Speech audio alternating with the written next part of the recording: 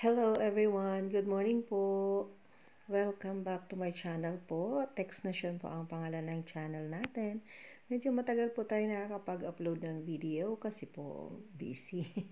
busy. Pero ito po, sinamantala ko kasi naisipan kong i-record. Ito po, napapunta kami sa work. So dito po ito sa may Duterte Highway sa Daraga Albay. Or ang iba tawag nito is Duterte Road. Mga 5 years pa lang yata ito binuksan. Pero maganda po ang view kasi niya eh. So, ayan nakikita niyo maaliwalas. Iba-iba ang itsura niya. Kasi minsan makulimlim, minsan maliwanag naman, minsan maaraw. At sa gabi maganda rin siya. May mga post din ako niya na gabi kaming nadaan dyan. So, araw-araw po dinadaanan namin ito guys. Pero hindi ako nagsasawa na kumbaga i-appreciate ang beauty na makikita mo dyan. Kahit pare-parehas lang naman araw-araw.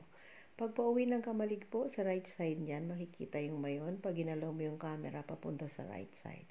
Kita mo po yung Mayon volcano ng ano yan. Maganda-maganda na perfect cone siya, lalo pag maliwanag. So, sana po nag-enjoy kayo. At kahit maikli lang po ito, pasensya na. Hindi po ako lagi-lagi nakakapag-upload. Pero sana po panoorin nyo kahit may ikli ang aking pinopost kasi po sobrang busy. Pero later on, pag nag-retire na ako, baka po medyo mahabaan na natin ang i-share natin. Salamat po.